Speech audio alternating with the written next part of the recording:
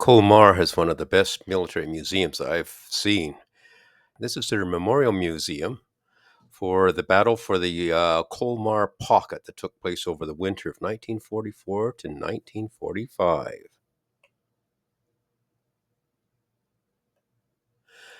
It's located downstairs and have display cases all around. You can see there's a shell, a large bomb on the floor, and some smaller items, hand grenades in the casing in the background. You also see one of the heroes in France. Picture on the wall, portrait of General Charles de Gaulle.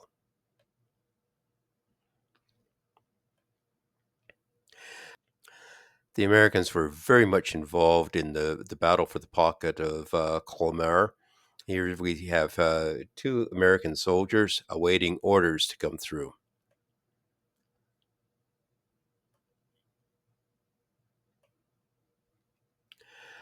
More shelves, models of the various tanks, both Allied and German tanks on display. Pictures in the background.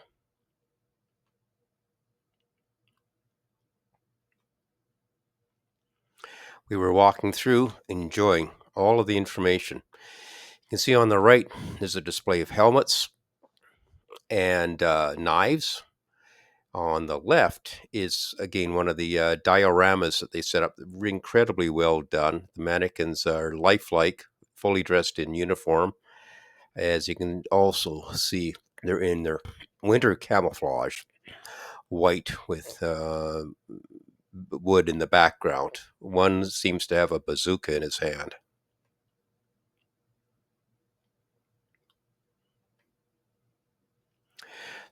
Some of the shells that were used, different gauges. There's also fuses in the front and more pictures located in the back.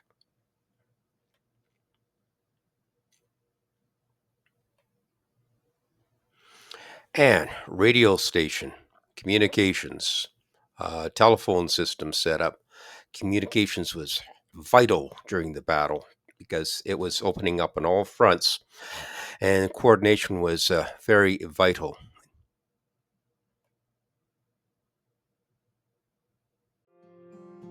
Outside the Colmar Museum is a stone mural dedicated to the memory of the victims of the Battle of August 25, 1942. The outside of the Colmar Museum, and a smaller monument to Charles de Gaulle.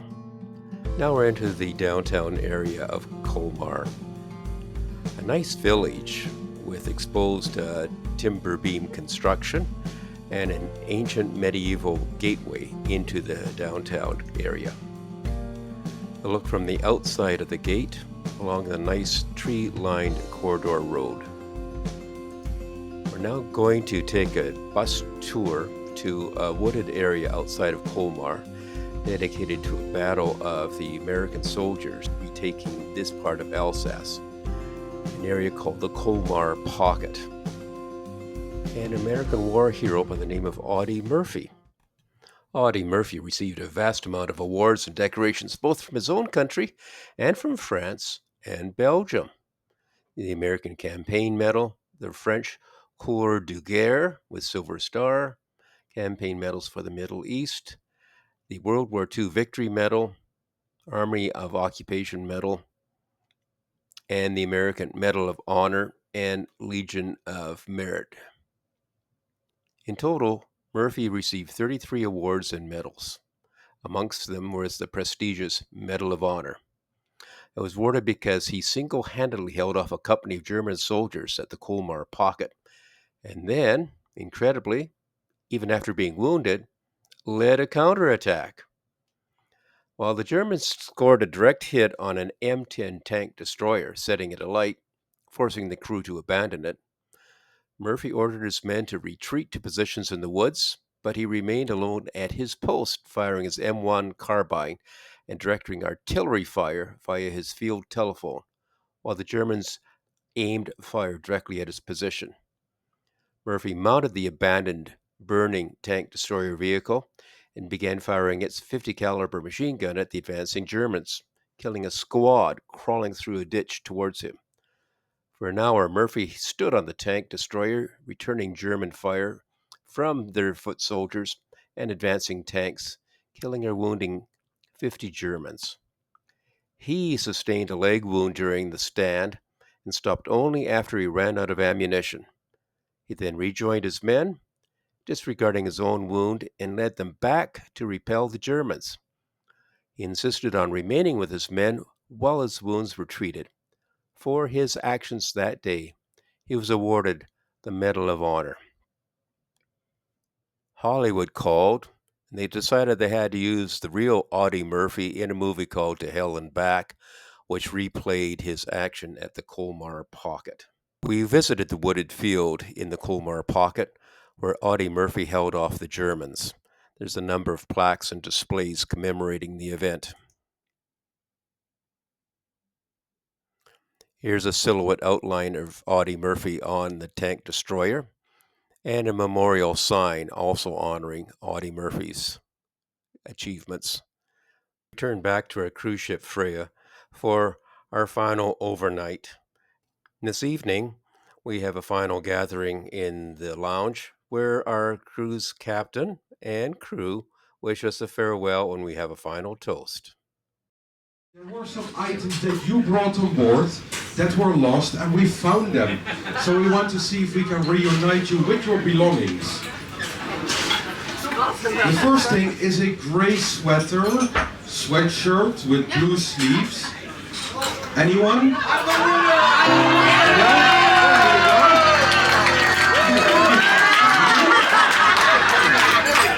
Because this journey you saw a lot of container ship, cargo ships, and tankers, ships, and everything. And I want to make a toast on friendship, because that's what we made here on the Viking Friday, friendship. Cheers, everybody. Cheers.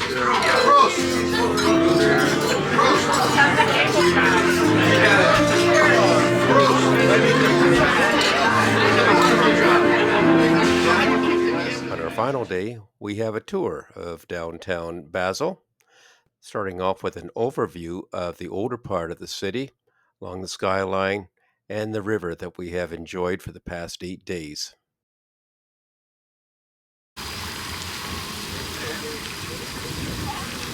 Downtown Basil is the neatest little water fountain, fully animated, different moving parts, shooting water, and quite an enjoyment for the crowd.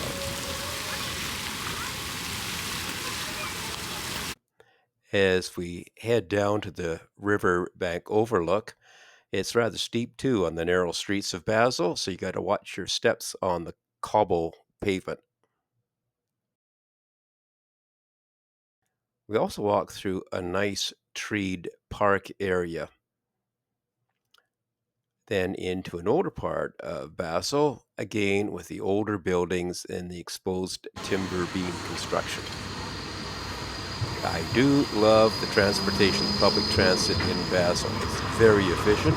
Step on, step off public metro cars. It's very easy to get around.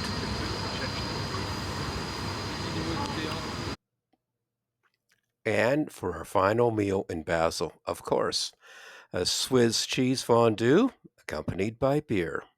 Goodbye, everyone.